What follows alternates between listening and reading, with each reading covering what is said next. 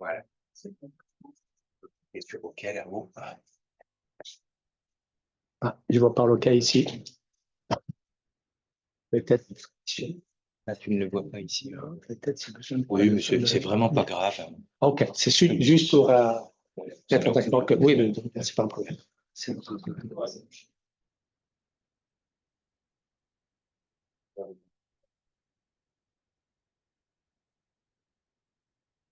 So let us start the sessions today. Welcome to all of you to the leçon Jacques-Louis 2024.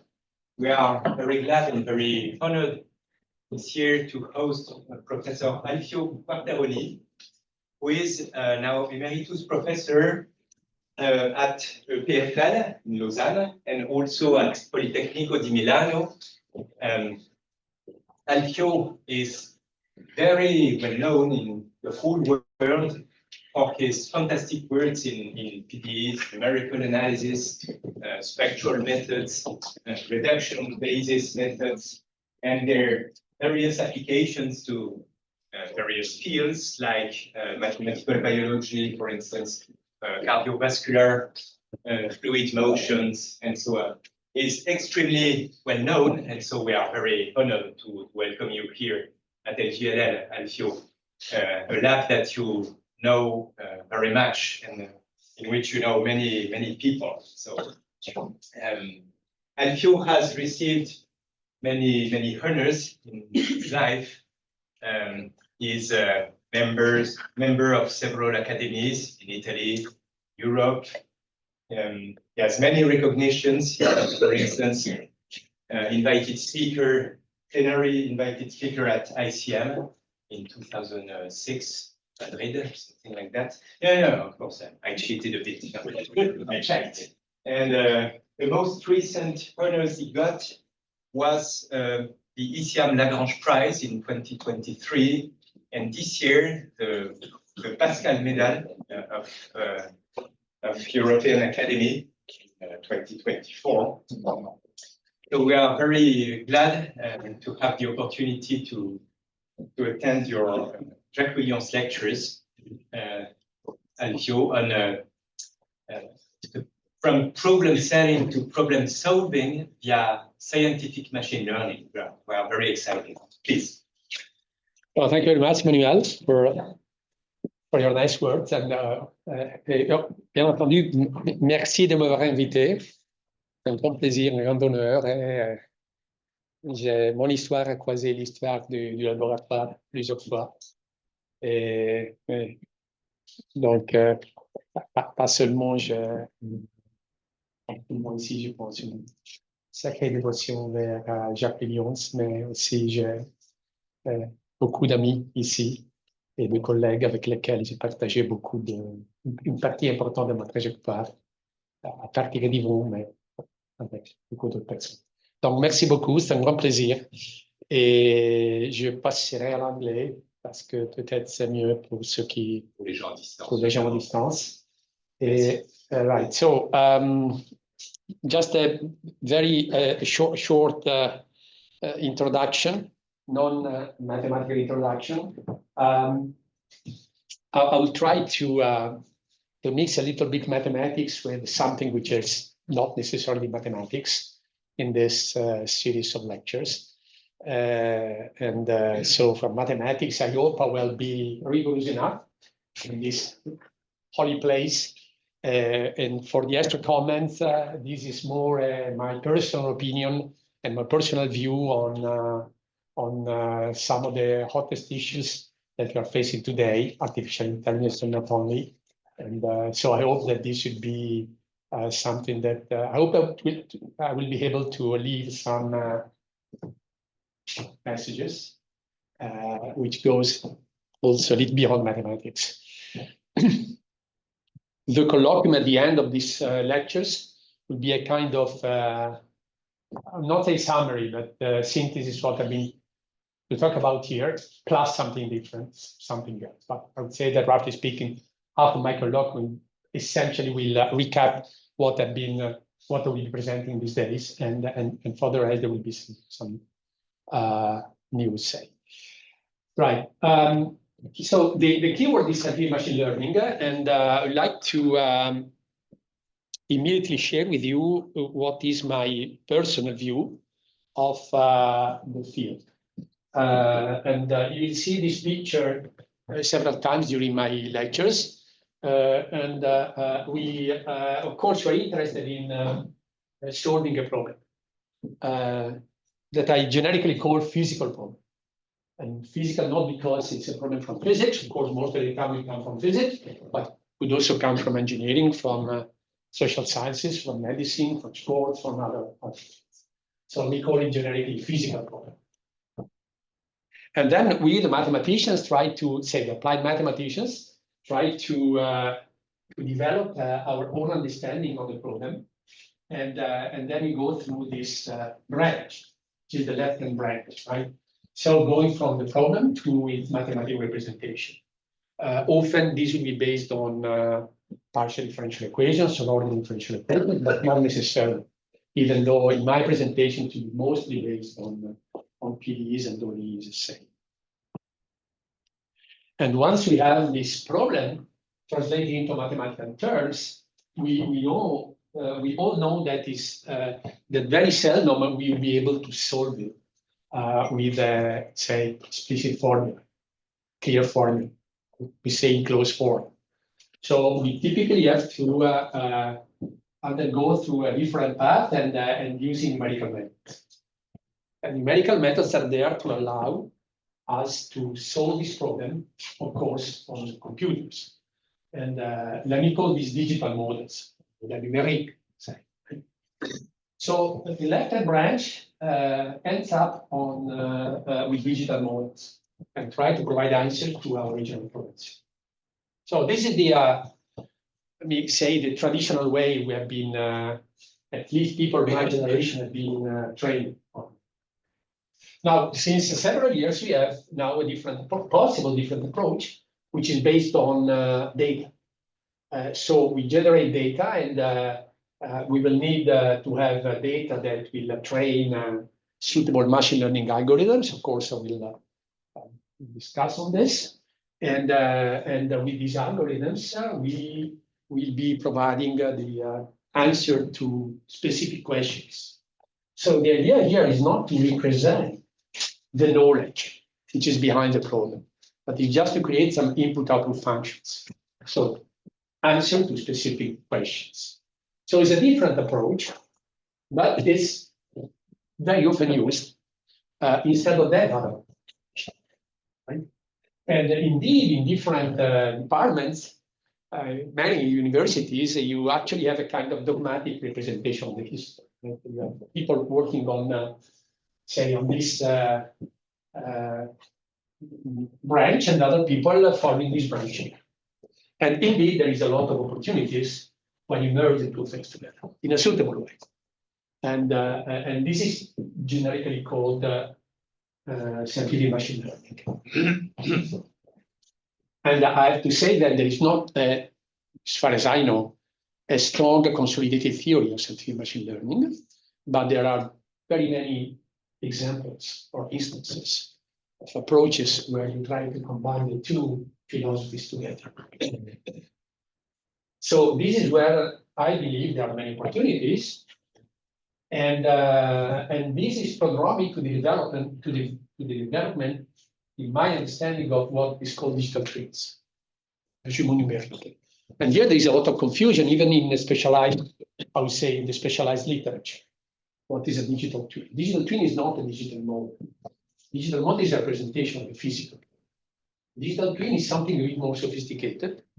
It's something that will interact with the physical problem and with, we say, numerical representation in a two-way mode. So the digital twin will be fed by the physical model, will interact with the scientific machine learning algorithm, and this will have a feedback on, say, control on the physical problem. So these two ways is what characterizes a digital twin. And here there is one word, which is the characteristic time, which depends on the problem at hand. So for some problems, a digital twin should be able to operate in real time, because we want to have a real time connection with physical problem. But this is not always the case, not necessarily the case, depending upon, this will depend on the problem. Okay, so this is the picture, this is the global picture. And along these 3 lectures, say, I will try to start from here. And this will be basically chapter 1. And this will be chapter 2. And this will be chapter 3, roughly speaking. Okay. Now, since I want to be complete, I will develop these ideas or this point of view with reference to a specific application, which is the simulation of the heart. And this is for several reasons. First of all, because I want to show the way those things can land on a specific problem. And on the other side, because I consider this problem a very complex one and very challenging from the mathematical point of view. So some my say lecture will be on a kind of more generic try to follow a kind of generic approach, general. Other would be more tied to the application to the heart simulation. This is the as Jacques-Louis also has said, the orientation. And remember that he started discussing about problems and the black hole, and very often it's kind of this orientation just to put things into perspective. And of course, if you have a question, I think that it's normal that you can ask questions during the exposition. Right?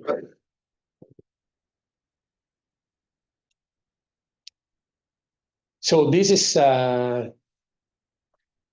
it's a kind of table of contents, basically. And I'm just repeating what I've been telling you on the picture. So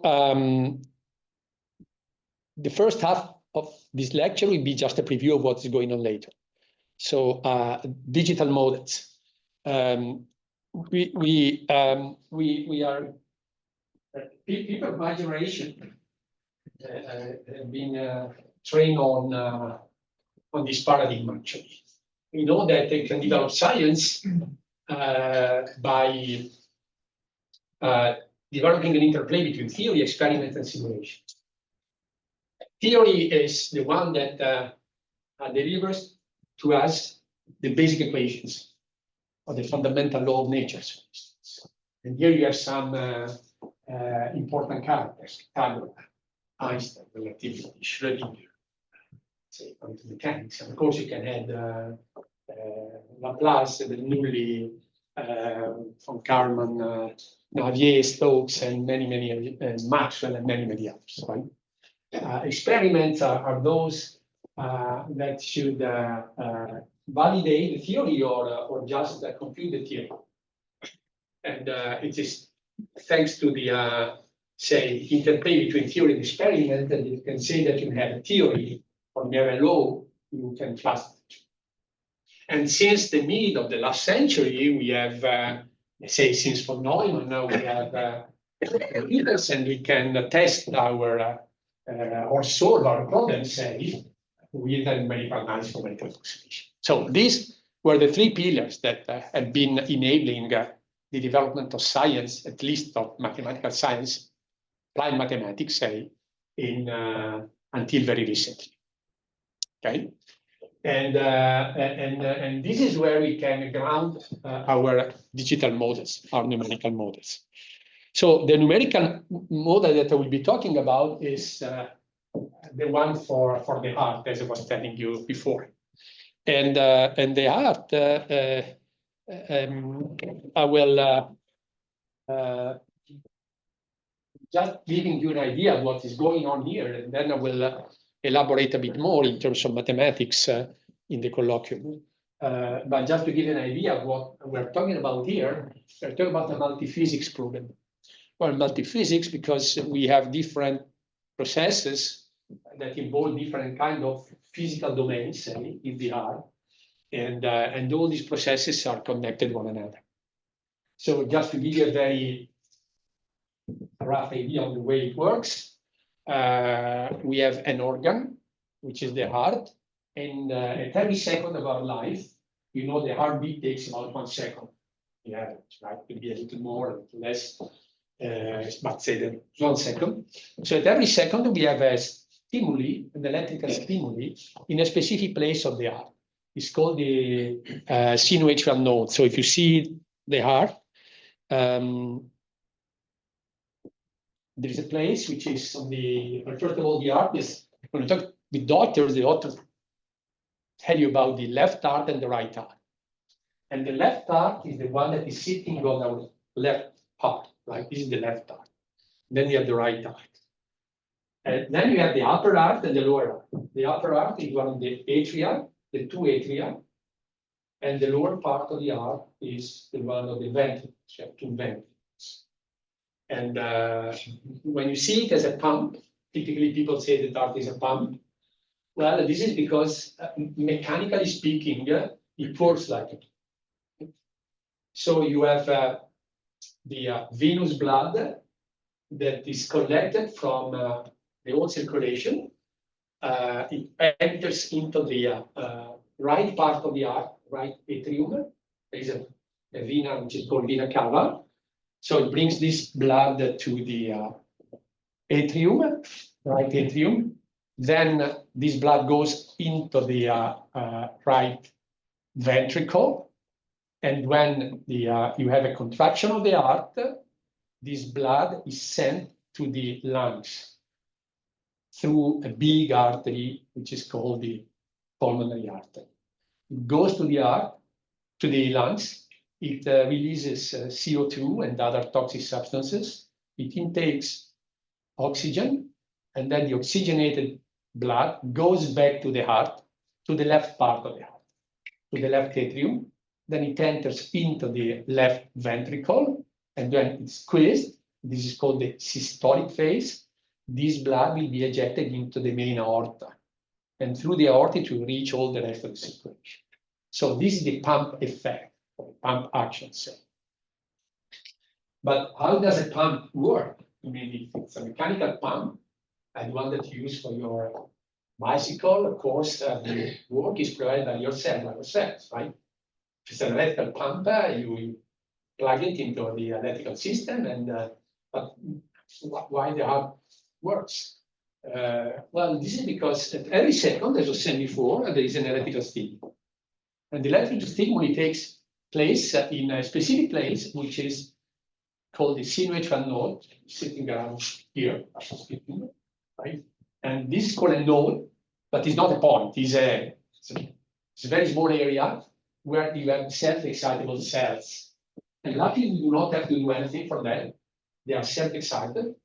They produce an electrical field, which is propagated first on the upper part of the heart, and then to the lower part of the heart.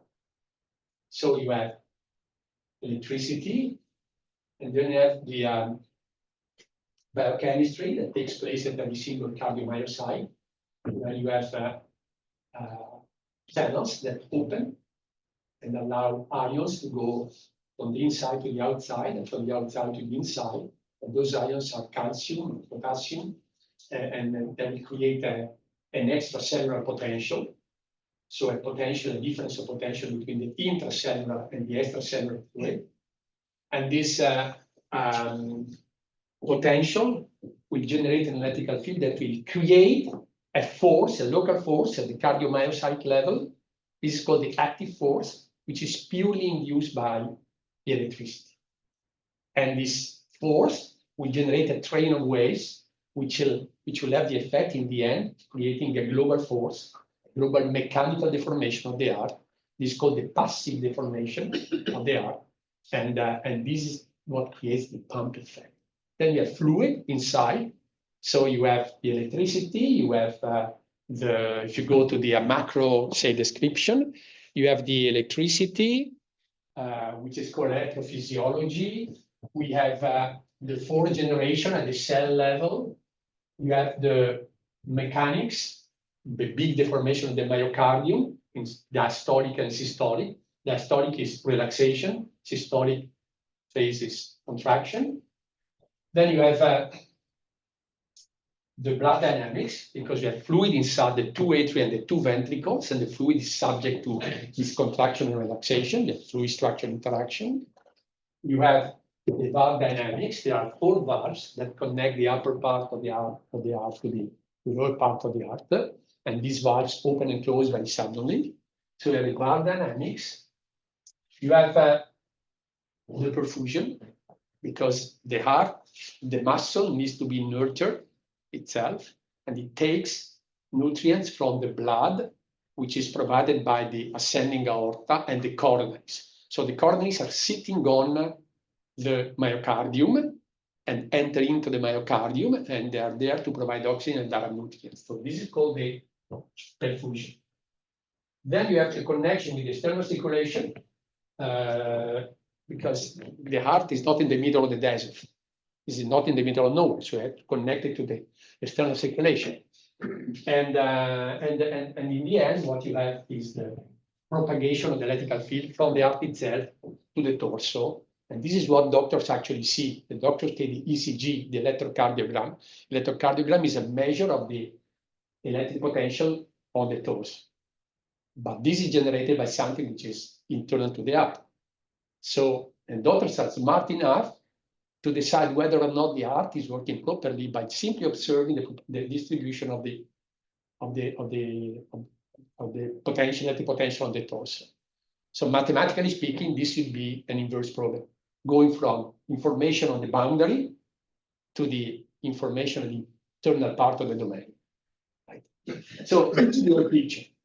And of course, all these elements, all these physical processes are connected to one another because they exchange information, physical information, on specific variables. And so that's why we call it multiphysics. And very often it's sad to say, but very often you go to a hospital and you talk with specialists, and the specialist should be a specialist of electrophysiology, it could be the arrhythmologist, it could be a specialist of coronaries, vascular surgeon, or someone who work on the valves. And very often this global picture is missing, actually. And in fact, what you show mathematically is that very often you can prove that problems in the rhythm, which are relevant for electrophysiologists, are actually due to the turbulence that you have in the fluid, for instance, in the upper atria, or in the mechanical deformation. So the nature is really interconnected. It's actually a multi-physics problem. Of course, it's non-linear because almost all those equations are non-linear. And I think that this holistic view is actually important, not only from point of view of the, I would say, basic science, because it allows us to have a better understanding what's going on, to better understand the physiology, but also because some pathological behaviors are actually induced by say the coupling or improper coupling of different fields. So it's important to have the global view. So this is where we started from. Of course, it took time to end up with this type of conceptual model first, and then translate it into equations. And here, since it's a preview, I'll only show you the type of equation we are landing on. But during the colloquium, I will try to show a bit more the way those equations are derived. But what you see here is actually the interplay between all these different models, and you have PDEs, you have ordinary or partial differential equations, but ordinary differential equations, and you have equations of different natures. And of course, you cannot hide that there are many parameters that are not known in those equations, and those are patient dependent or people dependent. So if you want to end up with a description of a universal heart, you can start from those equations and use those parameters in a range that you can find in, say, in the literature, and you can provide results which are, say, reasonable results. But if you want to go patient specific, then the issue of covering those parameters is very important.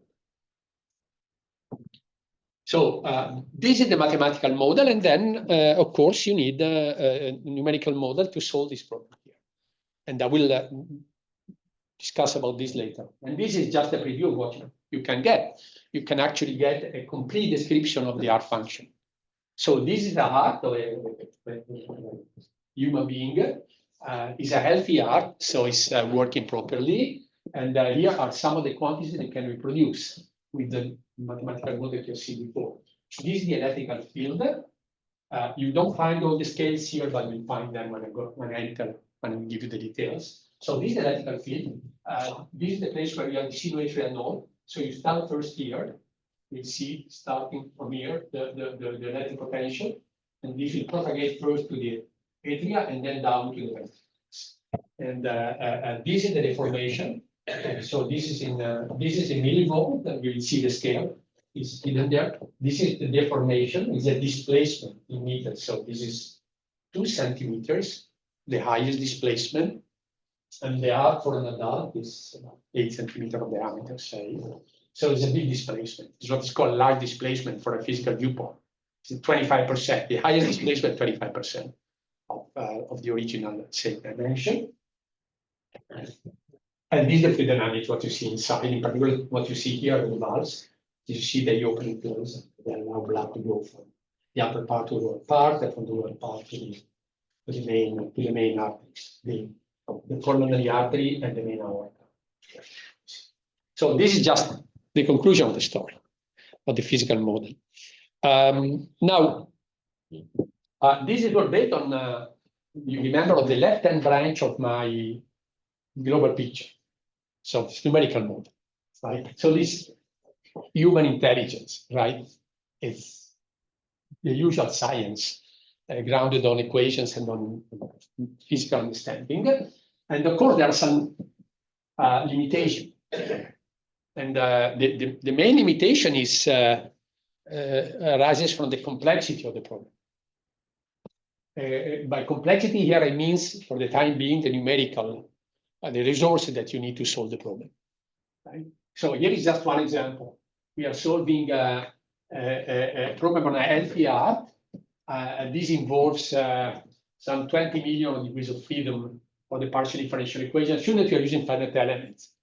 So you use finite elements, as you know, you find a finite dimensional representation of the space of solutions, and in particular, every numerical solution is represented in terms of basis functions. And the basis functions typically are sitting on specific nodes of a mesh, and on those specific nodes, you have the values of the variables you're interested in. So the electric potential, the displacement, the pressure of the fluid, the velocity of the fluid, and the ionic variables, and so on and so forth. So we're using, in this case, 20 million degrees of freedom for the partial differential equation, 31 million for the ordinary differential equations. And for every second, you're using 16,000 time steps. Very many, because the dynamics is very fast. So the characteristic time is very small. So that's why you need to use many time steps. Otherwise, we'll not be able to capture the actual dynamics of the physical problem. Right? And so all in all, for a single time step, you are actually putting your hands on 700 billion variables for the space-time solver. We are using 1100 cores on a supercomputer, and for a single second, right? It takes about 4 hours. So 4 hours for a single second. A second meaning a single heartbeat, right? So it takes about 4 hours on this computer. And that's definitely very much, especially if you want to have a dialogue with doctors, medical doctors. If you want to explore scenarios and interact with them, and you are sitting on the same, say in front of the same laptop, and you want to show the way it works, it's too much. It's fine to, I mean, this is basic science, so you want to understand what's going on, right? So in this respect, this is perfectly fine. Provided that you can find something new and relevant and meaningful, you can take as much as you want, right? This is one of the classical philosophical, I would say, approaches for scientists. You want to find something original, something new, and you don't care about how much, to some extent, you don't care about how long it takes. What is important that your result will be of a very high quality. But if you want to use it in a practical, say, dialogue, then it's a different story, as you know. So it's not only a matter of time, it's a matter of money. And of course, you need to be funded. And it's also a matter of sustainability. And I will come back on this issue later on. I mean, it's very consuming, but not only time consuming, it consumes a lot of energy. As you see, this is for a single heartbeat, right? For a single person, a single shot, say. A lot of CO2, see? And so we say that math is green, right? We think that we are pure guys. But I mean, if you're in applied math and you want to short problem, it's not the case. You have to be aware of the fact that our carbon footprint is not negligible. So what is the lesson that I learned from that? Well, I mean, we need to strive to develop better models and more efficient and accurate medical methods. It takes less time and with a comparable accuracy.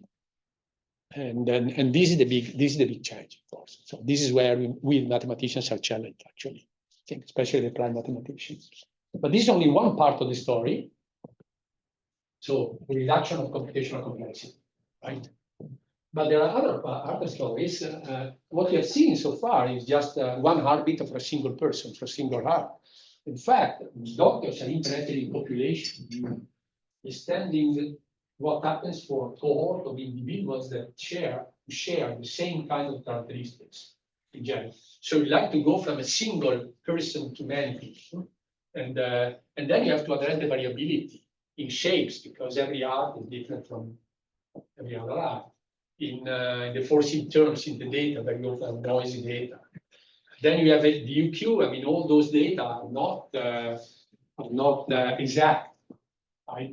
So the PDE say, okay, assume that you take these initial data, these boundary data, and this coefficient, but you never have exactness. So you have uncertainty, and especially in images. Right? You have computer tomography or magnetic resonance, and all these results are not exact. So really, one would like to see the way this propagates into the solution, this exactness. You have many parameters, and you want to identify those parameters for a single person and develop sensitivity analysis. Some parameters will have a major impact on some variables, and the other will have a minor impact. So the idea of considering the whole story is out of reach, because you'll never be able to have good knowledge of all the parameters of a single patient. What is important is a kind of goal-oriented identification of parameters. We want to define what you are interested in. I mean, what kind of physical variables the doctor is interested in. And this will change depending upon the doctor. Again, you have electrophysiologists, you have cardiosurgeons, you have vascular surgeons. And then by feedback analysis, trying to find those parameters that are more sensitive to produce that type of result. We do shorter models. We like to go from this gigantic system of equations to a much smaller system of equations, which encodes all the, or not all of, but most of the relevant, say, information. And then when we move toward machine learning, we like ideally to learn the model which is not known. I mean, not everything is known here. In the heart model that I've been showing to you, some equations are written on the rock, others are more phenomenological. So this is another issue. And then eventually the holy grail is to have real-time analysis if you want to develop digital tools. Real-time analysis means that you want to go from, say, the 4 hours to 4 seconds. So that's a big difference. Okay, so those are some of the elements that have pushed us to move to artificial intelligence in a global sense. So we started a few years ago some 6 or 7 years ago to open the way to machine learning algorithms and to solve some of the problems that we are seeing. So my personal experience was just dictated by a need, a crucial need of having something more efficient and more general. So try to explore the way machine learning algorithms could have been helpful, say. And as you know, this it's a big hype in this. This is these are the publications in computational mechanics in the past year. The way they've been exploding, blowing up those publications that are actually using machine learning algorithms on, generally speaking, artificial intelligence algorithms. So neural network, look at that. I'm not saying that this is a measure of the success. It's just a measure of the interest among the people who have been training computational mechanics, so engineers, mathematicians, computational scientists, and who are now interested in using artificial intelligence algorithms. So if you go back to my previous picture, where I was claiming that science of the past century was based on 3 pillars: theory, simulation, experiment, and simulation. Now we have a 4th pillar. So you can see, you can represent things in this way. And you get further pillar, which is there to support the construction as well as the other. The 4th is Alfio intelligence, right? Well, I'm not that ambitious, actually. So this is just a pictorial representation of the way you see the story, right? And all right, so you know that we'll go through this more analytically in the next lecture tomorrow. So we know that artificial intelligence is a big buzzword, and machine learning algorithms or machine learning is the way that artificial intelligence can be actually developing, and machine learning algorithms are not always, but very often based on artificial neural networks, in particular on deep neural networks. So this is called today the deep learning. Right? So I want to insist on that. Artificial neural networks is not the only way to get machine learning, right? To allow machine to learn, but it's one of the most successful ways today. So this is a timeline. As you see, there's been a lot of hype in the past 15 years. And so this is the big audience, right? You have artificial intelligence, machine learning, artificial neural networks, and in particular, the large language models, those that are at the basis of the so-called generative AI, ChatGPT. This is something that you typically don't show in a mathematics department or in a lab, right? So something that it's to me is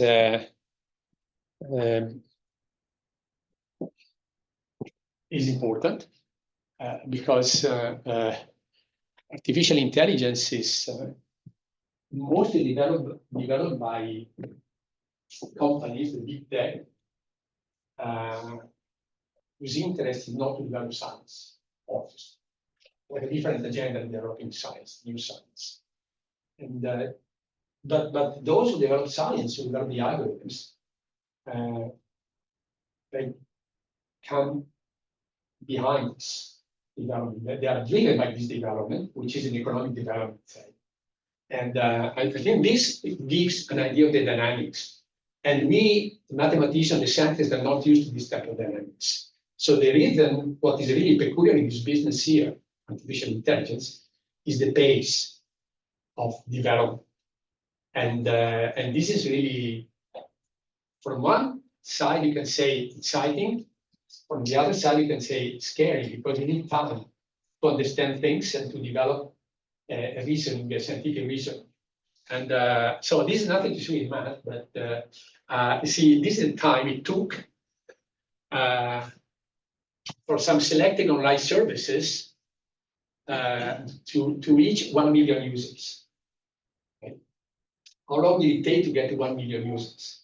And here are some of the most successful enterprises that social whatever that have been experiencing. Netflix, 1999, 3.5 years. We have the first million users. And then we scaled up. And you may recognize some of the names.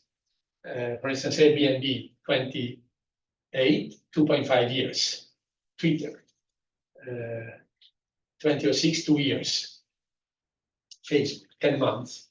Dropbox, 7 months. Spotify, 5 months. Instagram, 2.5 months. ChatGPT, 5 days. Well, 1 million users. Threads, I don't know what it is, but maybe some of you will know what it is. Threads. Are you? Yes. Yes. Actually, it's normal that it was so quick because it's like an add-on for Instagram. All right. I mean, Instagram users just had to press a button to create an account on Threads. So I see. believe it was boosted by that. All right, good. So this was 1 hour to get 1 million users. Okay. So is this relevant? Scientifically speaking, care. But to me, this is very relevant in the sense that, I mean, all those things require algorithms. Require almost all of them. Require deep learning. And this is what dictates the dynamics. So this is what to me is scaring somehow. But on the other side, it can be seen as an opportunity for us to jump on this business because there is a une praterie ici, okay, of ideas and of opportunities. So also for people who develop basic mathematical understanding and numerical algorithms. So what is scientific machine learning? I told you before what scientific machine learning is basically the merging between a suitable merging combination between the numerical models, the digital models, and say artificial intelligence algorithms. And to go a bit more in detail, there are many different ways you can actually conceive connection or an exchange of information between physics-based models and machine learning algorithms. And here you see some examples. When you go from one side to the other, from the other side to the first. So there are many different opportunities that can be created here, and I will show some of them later on. But what is to me important to notice is that this is not surprising to us, in the sense that if you are used to solve problems in applied math, you see that, I mean, conceptually speaking, when we start from a problem and want to solve it, we are touching, first of all, many different fields of math. And secondly, you see that the data are actually ubiquitous here. And they play a very important role, not only at the very beginning, when you need initial condition or boundary conditions, but also when you have to deal with parameters and you need to, you see, get the assimilate data or develop identify parameters or say quantify the uncertainty. So this is, to me, from a scientific perspective, or even more from pedagogical perspective, an argument that supports scientific machine learning. Scientific machine learning is really the way to get the best combination of to take the most advantage from data and basic understanding of nature, basic understanding of physics. Very long ago, when I started, very first time to compute something, I mean, at that time, what was missing were the data. We are always looking for data to create test problems or to validate a problem. And today we have so many data, and why should we be, indifferent to those data and to the algorithms that work on data? And that's my opinion. I mean, I think it's a great opportunity, even for people who have been trained on a very solid scientific ground, to be open to the new world of data. And it's not just a matter of using data to improve our approach. It's also a matter of using physics and mathematical equations to have a better informed machine learning algorithm, which is more informed about the physics, more informed about the process that is behind. So this to me is also a way to see that mathematics, see the unity of mathematics. I mean, very often, there is this dogmatic representation of applied mathematicians, which is Eugène Série with respect to pure mathematicians. And in fact, the more you know, if you're an applied mathematician, the more you know, the more mathematics you know, the better, right? And this is, I guess, this is obvious to us, but it's not necessarily obvious to other colleagues. That's the way I see the whole story together. So I will skip this because we'll see digital twins later on. And this is another way to see the whole story. You see, this is what is behind the IR simulator, the numerical model of the heart. And this is all the steps you have to go through. And you see, scientific machine learning is here. This is at the end of the story. But before, this is classical digital models. And I'm just showing this picture to say that, to me, the domain knowledge is important, extremely important. And it's hard to believe that machine learning algorithms will, or artificial intelligence will prevail over more classical understanding.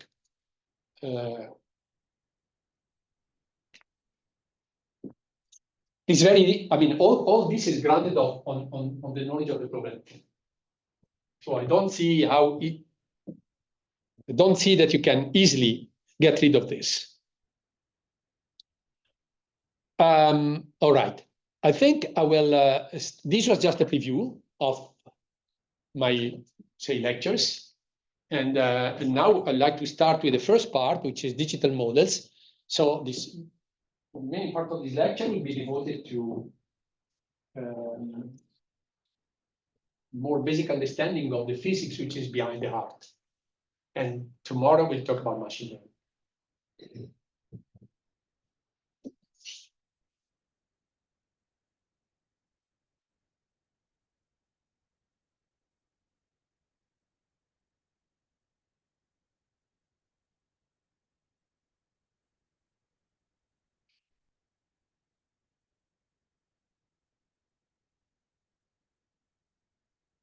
Okay.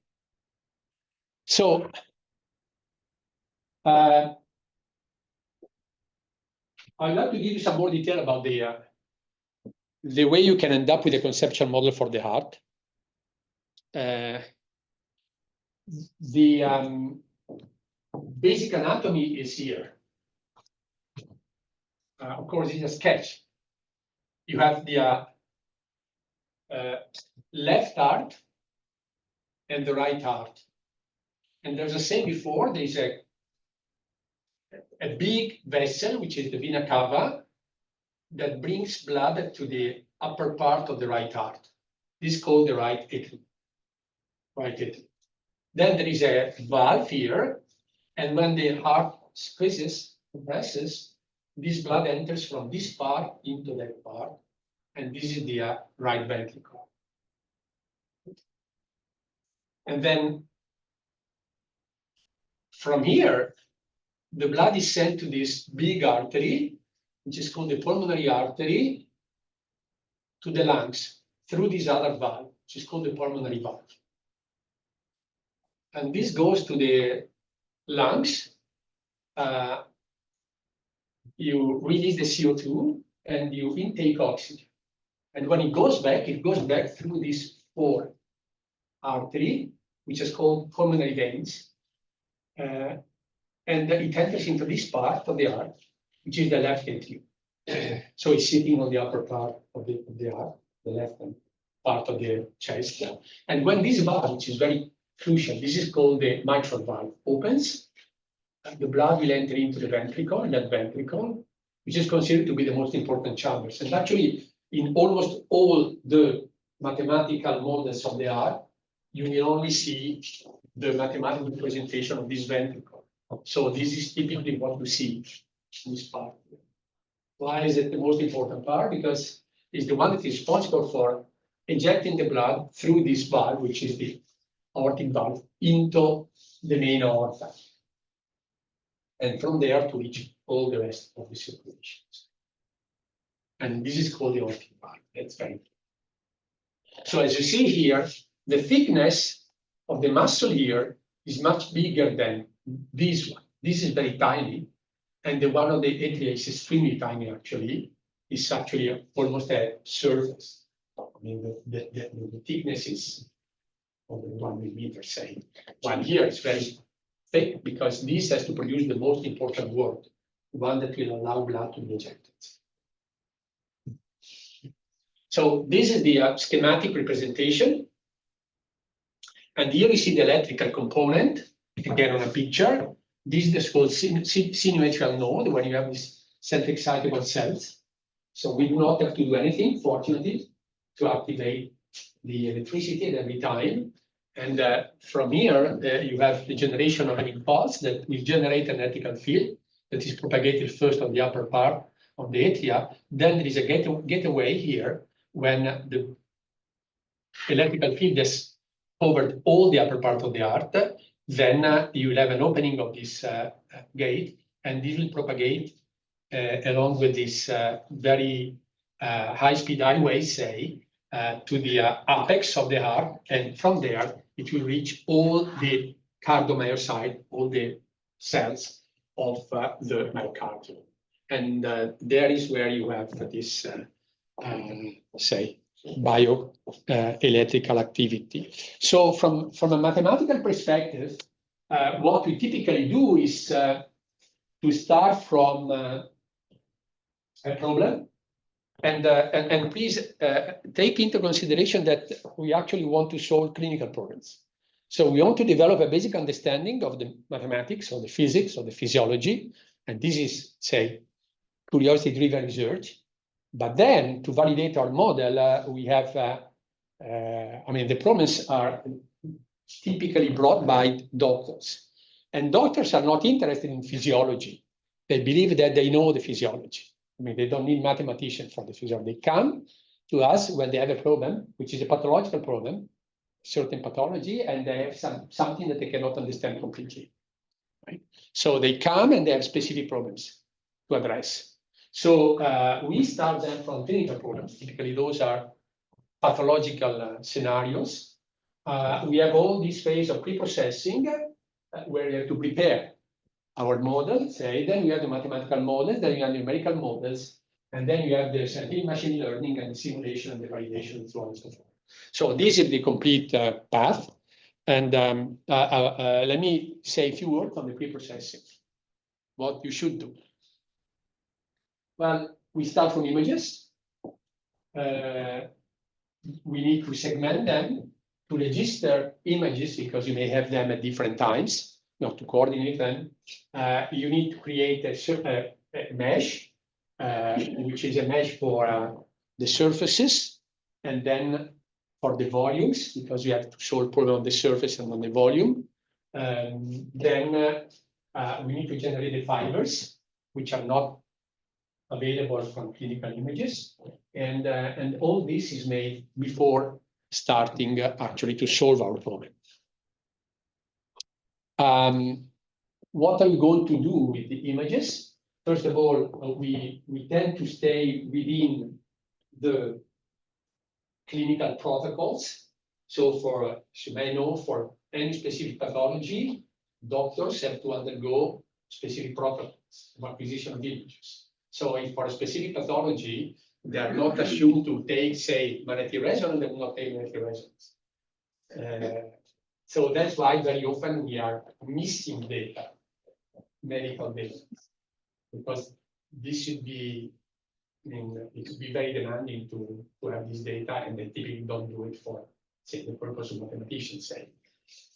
So we have CT scan, we have seen MRI, we have late gadolinium enhancement MRI, we have phase contrast MRI. Those are, maybe some of you have been going through this type of terminology, but how do we use them? We use CT scan to reconstruct ventricles and coronaries. We use CMRI to reconstruct shapes and motions. But CMRI is a four-dimensional MRI. So MRI is a 3D, right? It's a space representation. CMRI is 4D, said that you have the 3D, and then it is taken, you have a movie, so it's taken at different time instance, so we can reconstruct in general, ideally, the motion. But this is not available everywhere. CMRI. MRI is available, CT scan or MRI is available everywhere, but CMRI, of course, you have to go to some research hospitals or in specific big hospitals to have the CMRI, otherwise we don't have this type of information.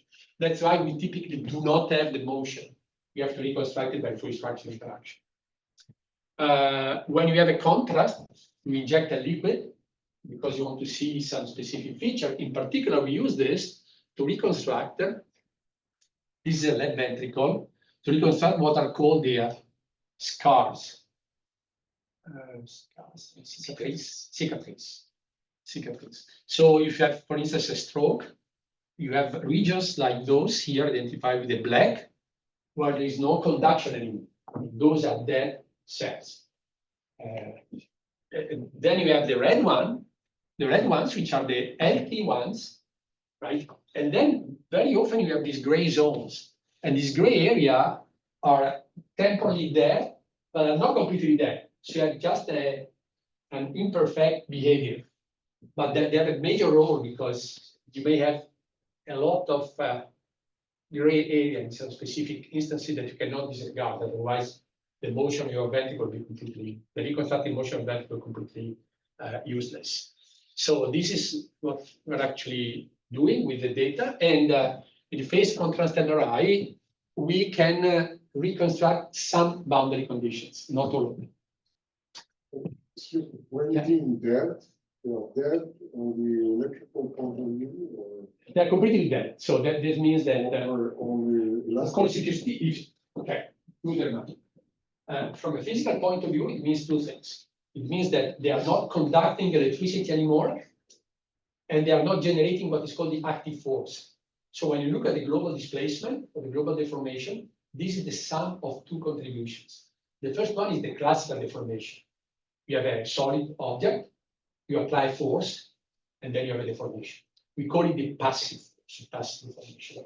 But here we also have the active force. Active force is the one that's purely induced by the electricity. So the dead means that you don't have the electrical field anymore. In particular, those cells are not excitable anymore. So you miss a very important component of the displacement. So the fundamental point is the electricity, the conduction. Yes. Yeah. And now you will see later on the role of these cells. So this is the way you can get information, and then it's about boundaries and boundary conditions. So and here is where we the mathematicians suffer a lot. I've been trained with PDEs, as many people here, right? And when you start a typical, you look at a typical PD paper, very first chapter, or even introduction, consider the following partial differential equations. dtu plus L of u or N of u equal to F with the initial condition and boundary conditions, and Neumann decay, whatever, right? And everything is set very properly, very neatly. And actually, you miss the initial conditions and the boundary conditions typically. And you don't even know what is the boundary. So this is a very important point that you cannot ignore. What is the boundary? Well, there are no boundaries in our body in the sense for this type of problem, of course, because the heart is moving and is connected to the rest of the circulation. So what is the boundary? Of course, it's the external boundary, right? Which is not a given data because it's a variable itself, it's an unknown itself, but otherwise you don't have boundaries. And if you want to solve the problem with the external circulation, is actually a closed loop system. You don't have boundaries. But most often you want to solve the problem in the heart, and sometimes only in a ventricle. Most of the papers you find the solution to the problem in the ventricle, in the left ventricle. So what is the boundary? It's an artificial boundary. And here there's several examples of artificial boundaries, depending upon what you want to solve. You want to solve in the ventricle, or just in the lowest part, which are the two ventricles, or in the two ventricles and the atria, or you want to account for a small portion of the arteries. So every decision will bring together different kind of boundaries that you have to identify, to tag, right, and then to reconcile. So this is already a big problem since the very beginning. And then again, it's not the end of the story, because you're very interested in just in the electrophysiology, because you want to solve a problem of electrical disturbance. You don't care about the blood. So the boundary is not only the external boundary, which is called the epicardium, the external surface of the heart, but it's also the internal boundary, which is called the endocardium, right? So you need to reconstruct this. You don't care about the blood. You just see the blood through the pressure that it will exert on the internal boundary. So you have to reconstruct those things. So already defining the boundary is important, because this will be intrinsically related to the type of problem that eventually will be able to solve. This is something that you miss typically. So this is still pre-processing. There is another very important point, and this, of course, then you have mesh generation, right? And the mesh generation, and since you have many different problems, you may remember the multi-physics problem. We may use different kind of, for instance, finite element spaces for the different variables, for the different physical problems. So you may have, and typically you do have, different meshes for the different component of the art. For instance, you have a mesh for the electromechanics, which means that you have a mesh for the physical heart, the myocardium, the muscle. Then you have a mesh, a different mesh for the fluid dynamics, which is internal. And typically you derive these two meshes in a different way, because you reconstruct the surface in a different way from different CT scan or MRI scan. So those meshes in general are not conforming. Right? You have a mismatch of this mesh, and this is very natural.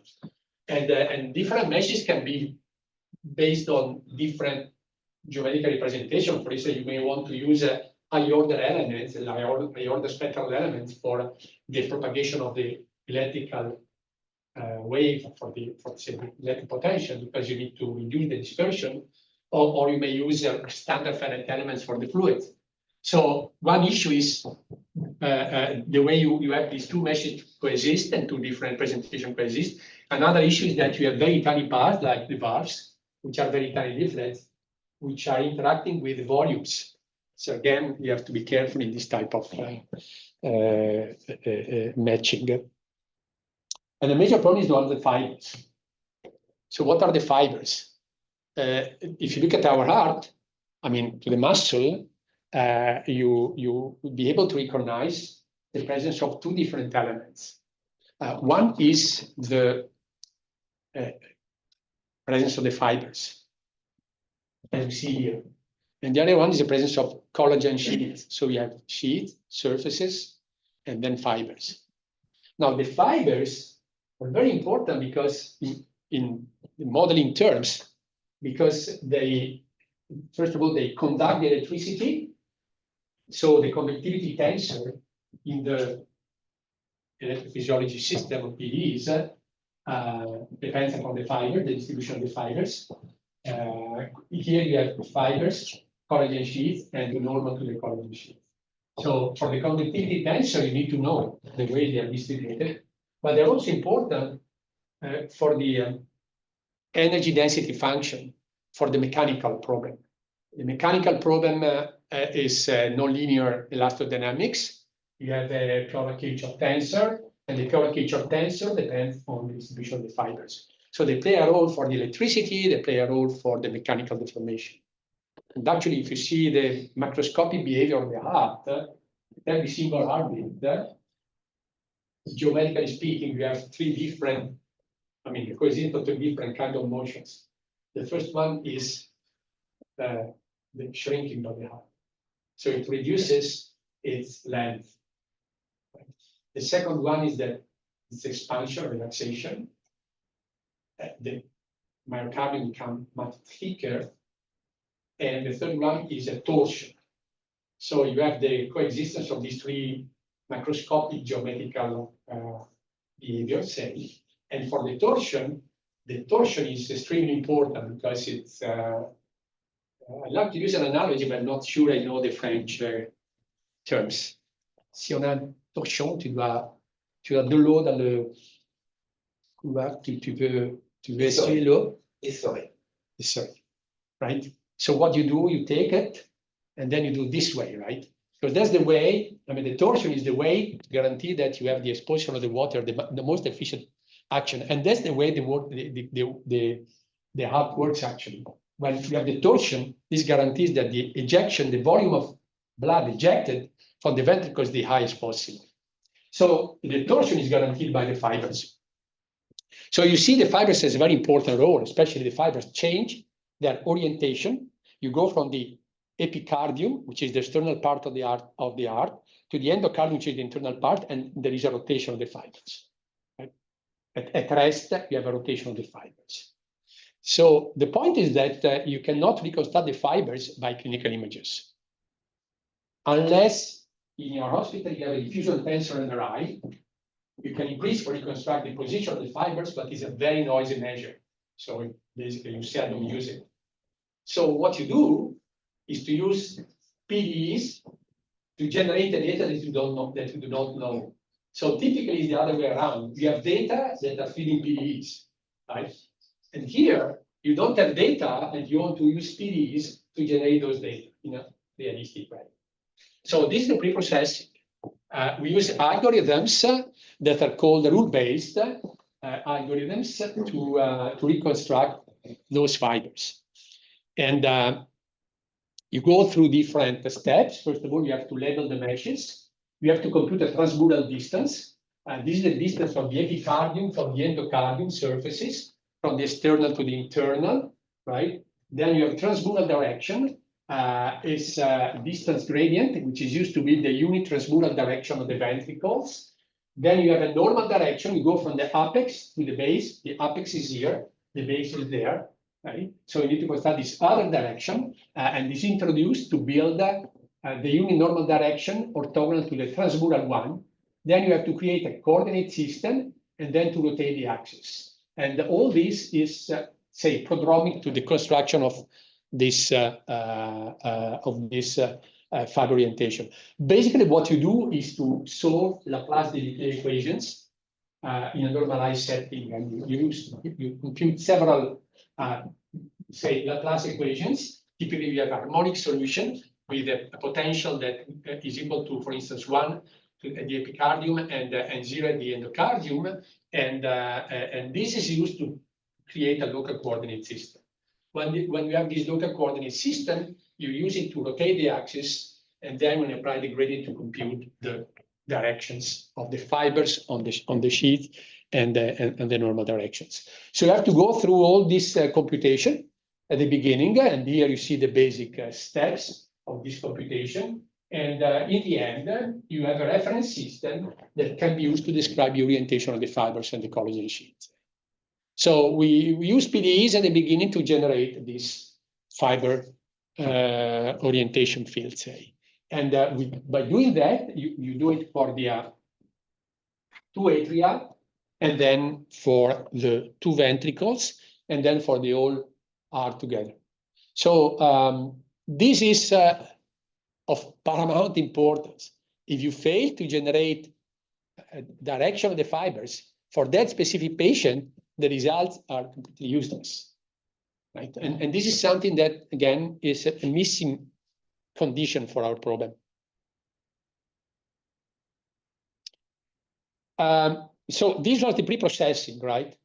And now is the mathematical model. Now, mathematical model is the modeling of all those physical steps that we have seen before.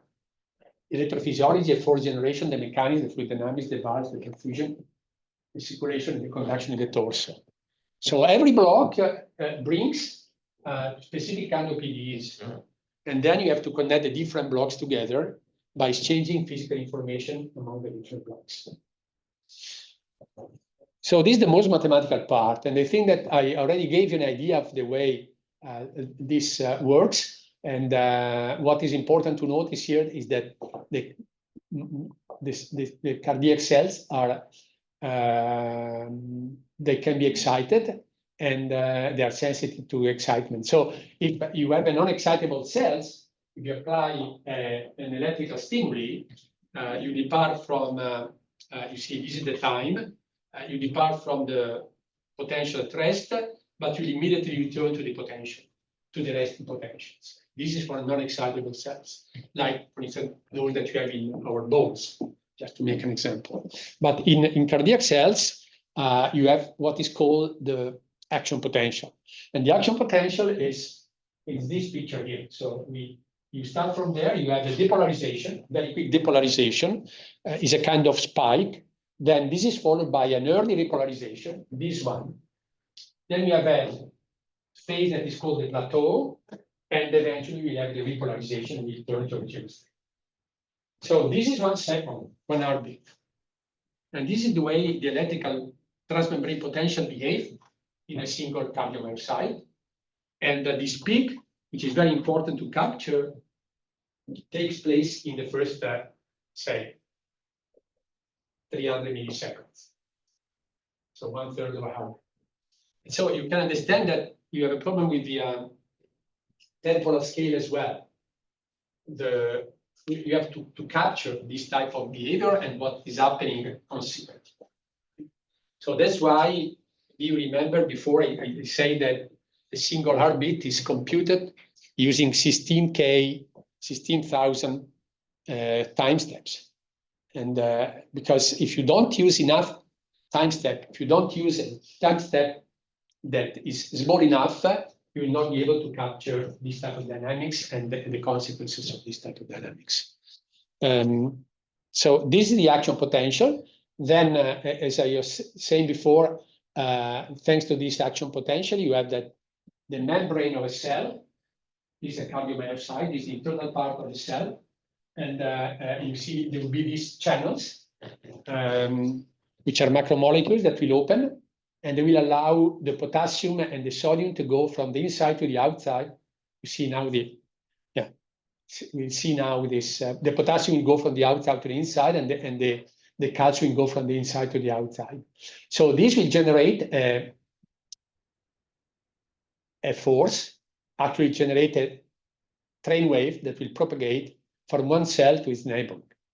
And this will eventually generate the active force first, and then the global force that will allow the heart to contract. These are called the Purkinje fibers, and these are very fast highways that will conduct the electrical signal from the upper part of the heart to the lower part. And this is part of the simulation. So this is the, that's a bit technical. That's the way you form cross bridges, which means that you have sliding elements that will be hung together, and these will create the, say, relaxation and contraction of the single cardiomyocyte. It's a kind of one-dimensional analysis that you can carry out here to see at the mechanical level what's going on at the cardiomyocyte scale.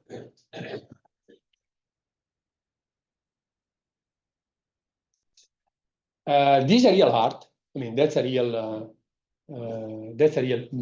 movie, and you can of course appreciate the dynamics and also the effect of this. I mean, the way the valves are working, the extreme fast dynamics of the opening and closing of the valves, and the big deformations. So this is the left ventricle. So here you see the left part of the heart and the right part of it. So this is real time. So you want to capture all this behavior in all its components. And what you see here, those parts here, those are the section of the arteries, part of the arteries or the main organs. So this is the picture that you've seen before, and these are the equations. And it's a multi-physics and multi-scale problem. We have the coexistence for different numerical methods and different time steps, different space, say, characteristic meshes. And ideally, you should go from the molecular level to the cellular level, to the tissue level, to the organ level, to the system level. We start from here at the cellular level, and some of our equations are actually producing phenomenologically what is happening at the cellular level. Then you go to the level of the tissue, and then you go to the level of the organ. Right? And basically, we stop here because I'm not connecting it with the other, say, other processes. Although recently we try to start connecting the heart with the brain dynamics. So we are covering these three steps basically. And we have different scales. Basically, we go from the microsecond to second, which means that we have 6 orders of magnitude in time. And in space, we go from the cell level to the organ level. So again, from 10 to the power minus 5 to 1, say. Recording in progress.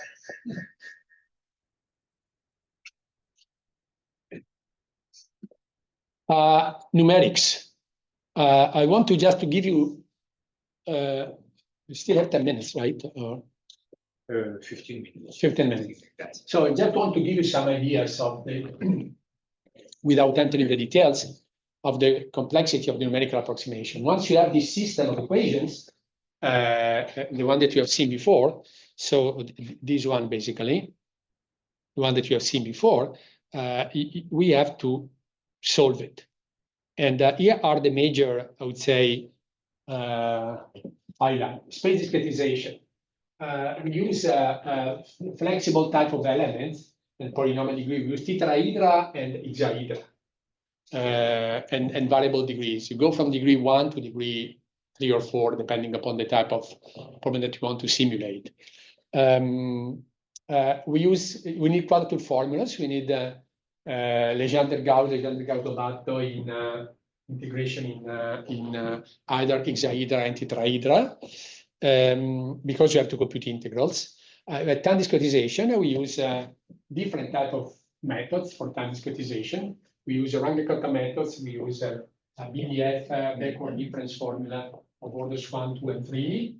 Typically, we use order 2 at least to advance in time. Otherwise, the method will be too dissipative. And we use explicit and the couple explicit and implicit schemes in a single equation. We need to go from one grid to the other because very often we are using different grids that are facing at specific interfaces. And we use a scalable interpolation between nested grid. We typically use RBF interpolation. We have to solve the problem when you discretize everything. We have a gigantic nonlinear system of equations, which is stiff because it contains pieces, blocks of different physics that have a different type of time scale and spatial scale. So it's stiff in the sense that when you linearize it, you compute the Jacobian, the gap between the highest eigenvalue and the lowest eigenvalue is gigantic. So you know that you cannot end up with this type of system if you're not careful enough, you'll never be able to solve it. So that's why seldom we solve it, or the idea would be to solve it monolithically. Monolithically means that you solve the global monster all together, same time. Almost impossible.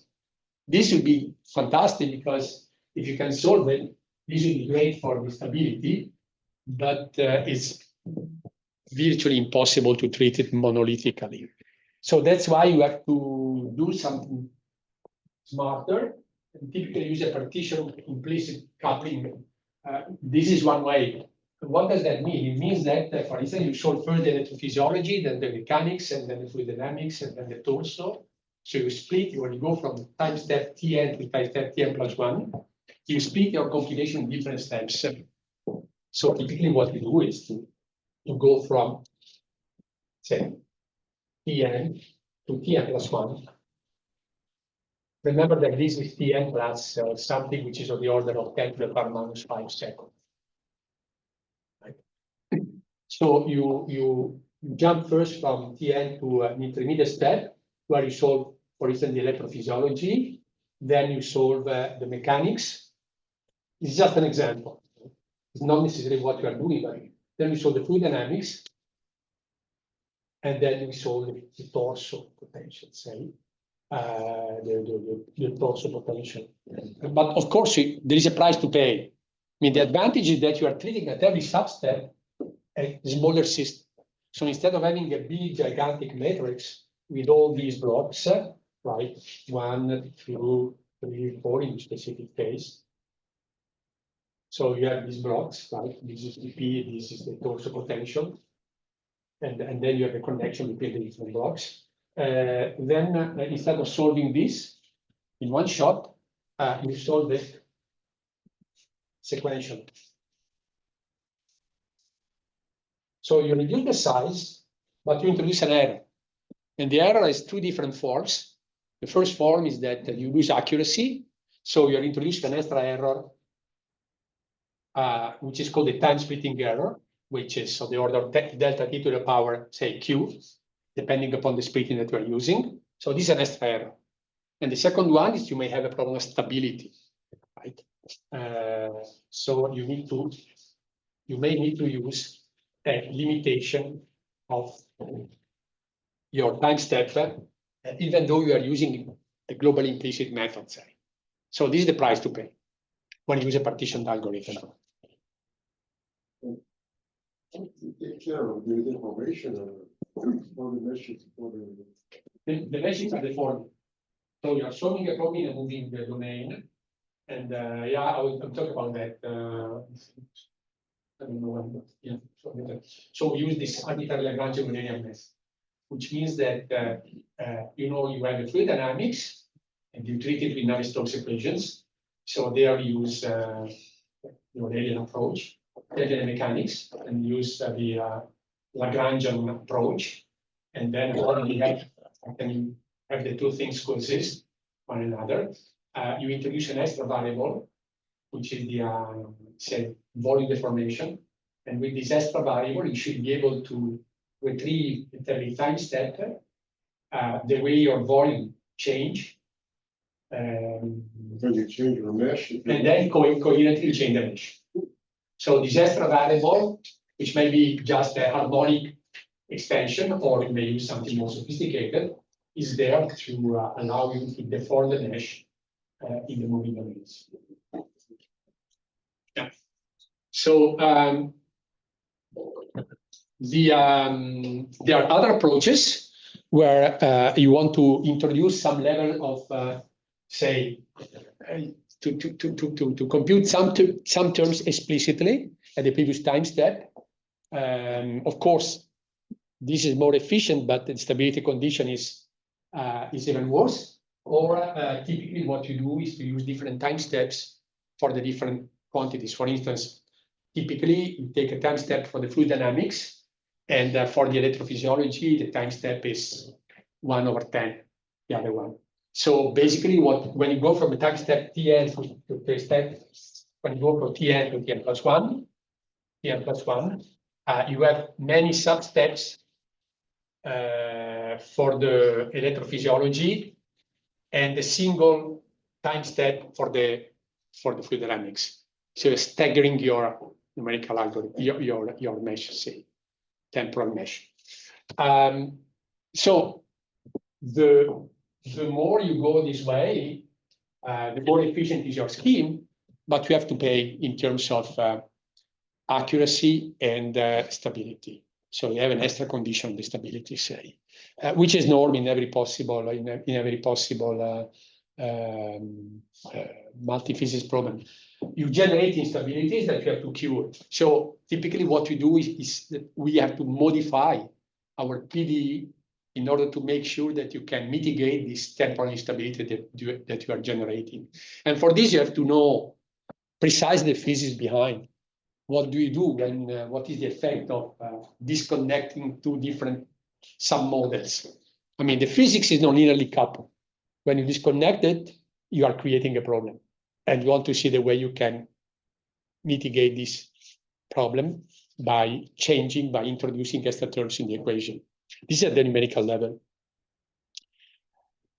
You have this non-linear problem. You have to, of course, linearize it, and you have the Jacobian. And then to linearize it, you have many different approaches. You have Newton, quasi-Newton, and exact Newton, fixed point iteration, fixed point acceleration methods, and et cetera, et cetera. Of course, one of the big issues is that you don't know the initial condition. So typically, you don't know the initial state.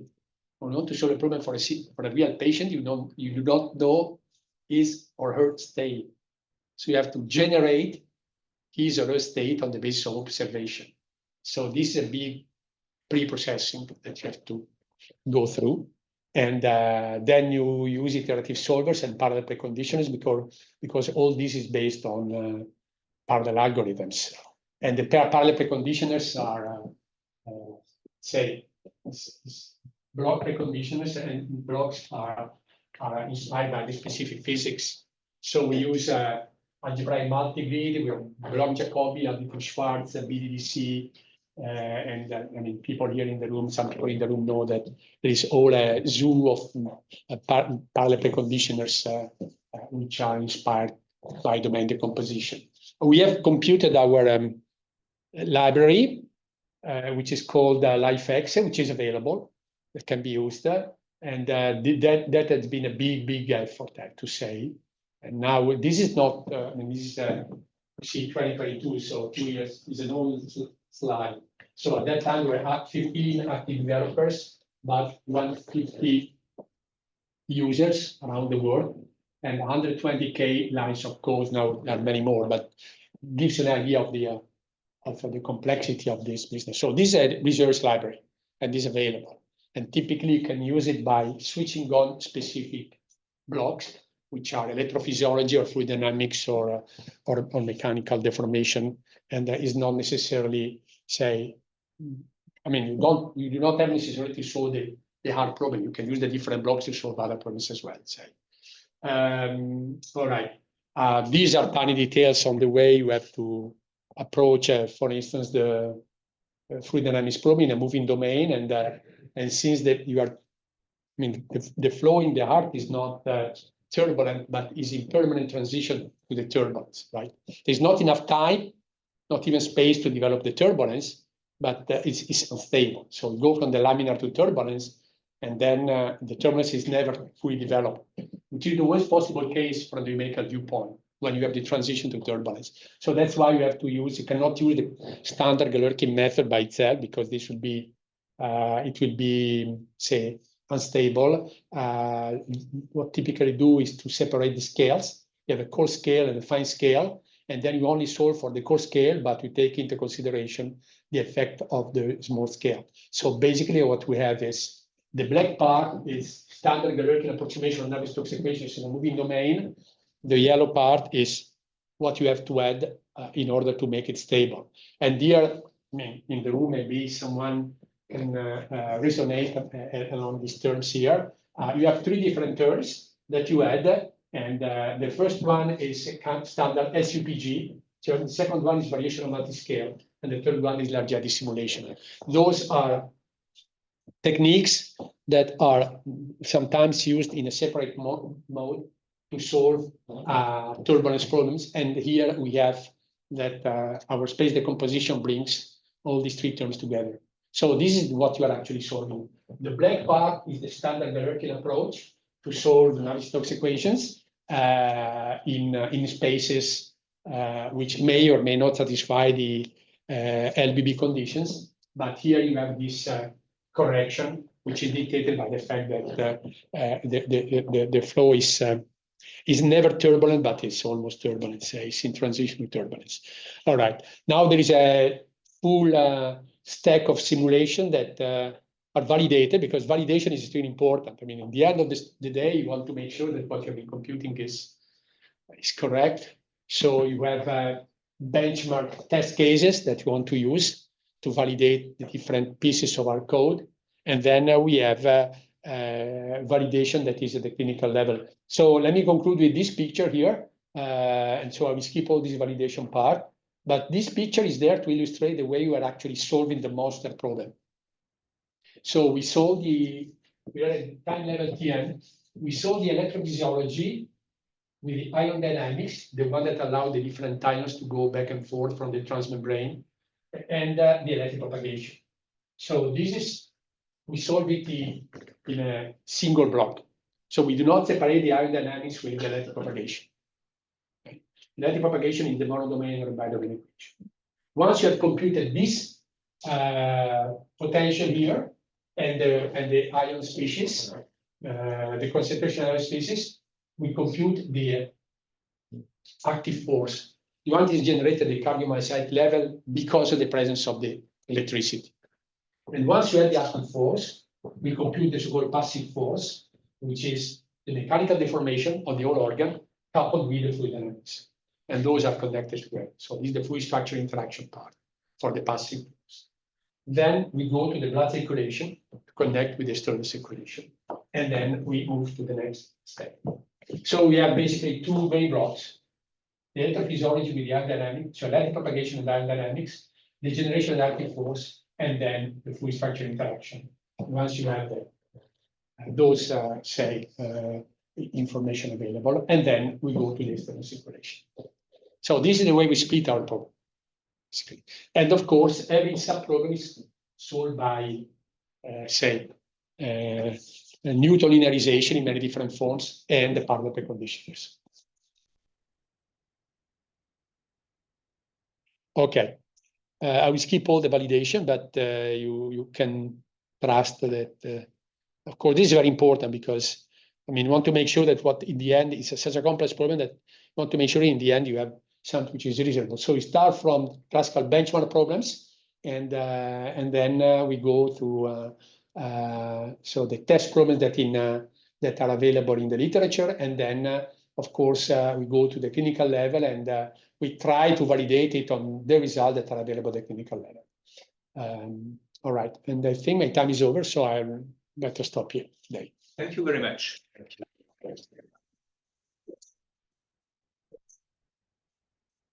Thank you for this fascinating and impressive lecture.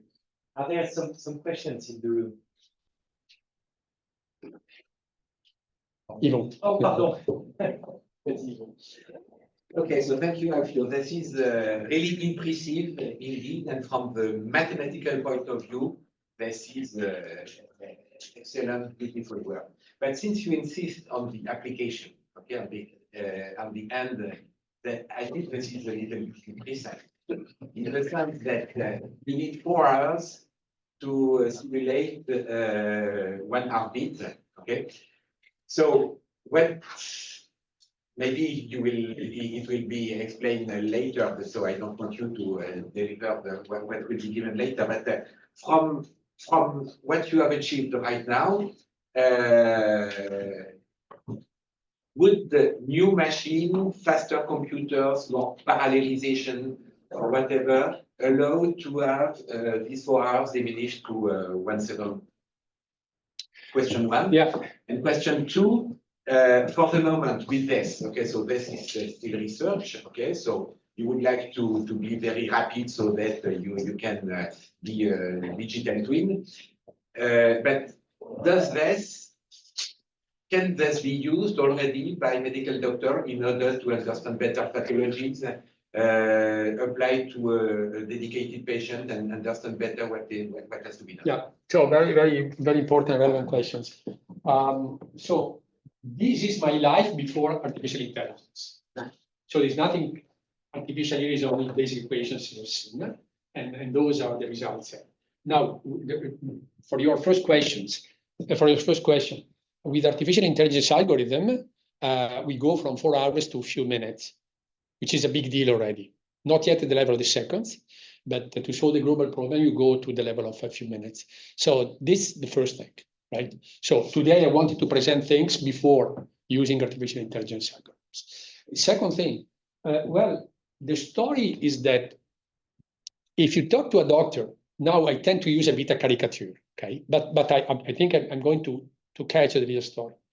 When you talk to a doctor and you show all those things, typically, and I'm talking about the average doctor, I'm talking about, I mean, the chief of division in a hospital or in a research hospital, right? The reaction would be, the first reaction would be, take this picture, for instance, right? Let me run it again, this picture. Say, quel est le programme que vous utilisez pour représenter cette chose? So I think that this is infographic, right? I think that this is a way to represent clinical images. And then the first effort is to tell them that this is not clinical images. Clinical images, by clinical imaging, you observe something. By mathematics, you understand, right? You understand why you have this and where is this coming from, where and when this can go to, right? And this is a different story from observation and understanding. That's the very first exercise that I have to play with doctors. Then the doctor is never interested. I mean, the doctor I've been discussing with, they are never interested in the whole story, right? He considers this far too complex. And in general, they are specialists. So they even miss sometimes the complete story, right? So they don't have this sensitivity. Of course, you may have exceptions, but it's very rare, right? But this is good news for us because typically they come with a specific question. And the question typically, as I was saying at the very beginning, is a question that concerns a pathological. So they are interested in that specific answer. And this is a kind of goal-oriented mathematics for us, right? If the answer is, can you tell me the way this part of the heart will be perfused by the coronaries, which is the concentration of oxygen that this part of the heart, the myocardium, will be getting due to the fact that maybe you have two main coronaries that are blocked. So you know that this is a problem of fluid dynamics. Electrophysiology is basically irrelevant to produce that result. Of course, everything is relevant on a mathematical perspective for exactness, but we are not talking about exactness here, right? Okay, so we are talking about accuracy that is needed to understand a specific event. So in this case, you switch off all these blocks that are not relevant for that answer. So our delivery will be just driven by that specific question. And this is very often the case. So arrhythmologists are interested in atrial fibrillation of ventricular tachycardia, and then those which install the TAVI. TAVI, maybe some of you have heard about this. TAVI is trans-aortic valve implant. So typically when you have the aortic valve, which is the one that is more solicited because it's the one that allows blood to be ejected from, say, the ventricle into the air. So this is subject to the deterioration. So it's very often the case that someone has a problem with the valve. And typically, I mean, it was an open chest operation. So you open the chest and you took out that valve, you replace it by a porcine valve or an artificial valve, and that's very invasive. But recently, in the past 10 to 15 years, this technique is just like putting a stent. So you enter through the femoral artery and with this valve, and when you are in place, you put the valve, you don't remove the biological valve, you leave it in place, you let it in place, and you just put the other one, will push your biological valve to the surface. So this is a very, very common thing, right? So people interested in this type of operation, they're interested in mechanical deformation because there you have a fluid dynamics and mechanical deformation, and they don't care about the electrophysiology, just to make another example. So when a doctor arises and asks you a question, very often this question will be, I mean, you'll be allowed to answer that question by just, freezing some of these components. And therefore you can go from the 4 hours to already with the natural intelligence to tens of minutes, and with artificial intelligence to the level of real time. Yeah. So it's really, I mean, my mathematics is goal oriented, and the goal is dictated by the customer, and the customer in this case is the medical doctor. Thank you very much. There's a question over there. François. Thank you for the. Just a little technical question. Since you are simulating something periodic, Something? Okay, all right. One beat, how do you manage to fall back to the initial state?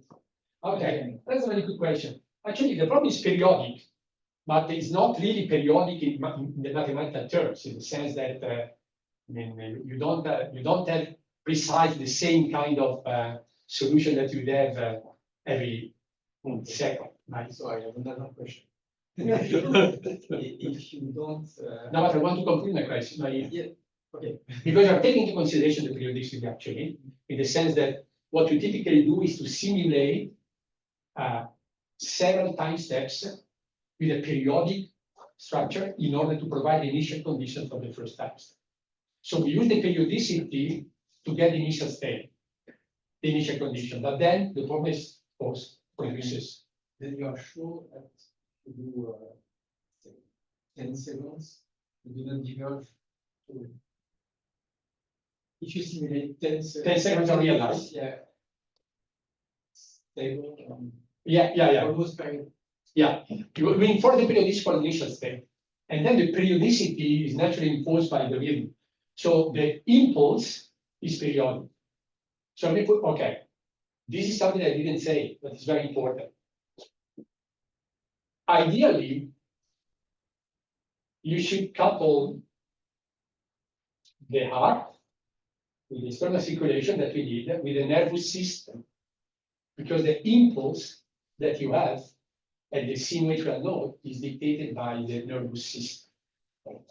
So if you want to having the holistic model for a human being, you should couple this with the holistic with the nervous system, and then of course then with the biomechanics as well. We do not do that. So what we do is to use this impulse. We simulate the impulse at the simulation node, and we give it some data. We prescribe this impulse, right? And of course, we prescribe a periodic impulse, right? In the physiological case, if you want to simulate a atrial fibrillation or a vertical tachycardia, of course, you modify this impulse. But since then, the whole thing is developed intrinsically. You don't have to impose any further constraint anymore. So if you want to simulate what is called the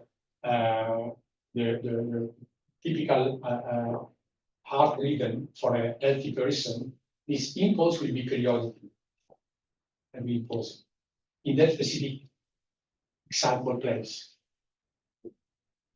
Again, to retrieve the initial data, you don't use data simulation. I mean, You have measures of. we use data simulation to guess about parameters that are missing, to identify parameters. Not for the initial data. Not for the initial data. Data simulation is a very expensive process, still expensive process. So again, it's a matter of, I know. so in Italian you say the best is the enemy of the good. So in French, you do the same. So mathematically speaking, we like to go for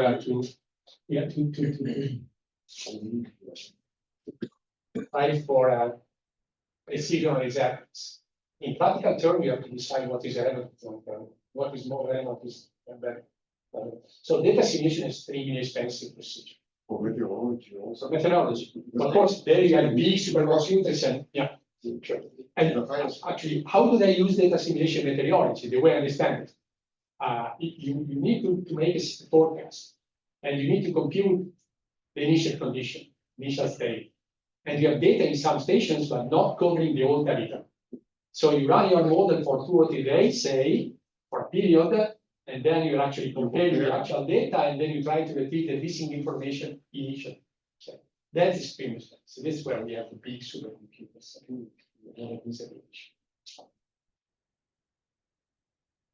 Constructor agreement. Yes, just. Sorry. So you said that you have a periodic impulse on the Yeah. electric part of the equation. But maybe the mechanical part can interfere with The mechanical part, I mean, the result of the mechanical part is intrinsic to the model. I mean, you have two structure interaction, and so the mechanical part is obtained by the. yes, but to have some eigenmodes that interfere with the electric seams. Okay, now if you ask things in this way, I don't know. I mean, everything is interacting with gas, right? So what you do is we solve together the electrophysiology, and then you go to the active force, and then to the full structure interaction.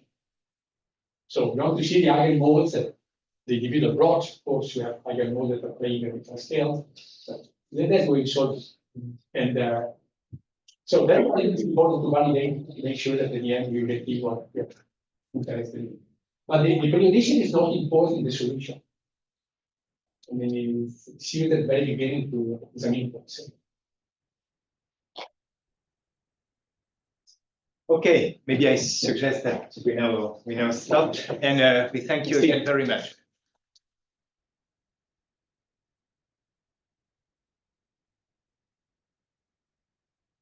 Merci beaucoup. C'était vraiment super. Magnifique.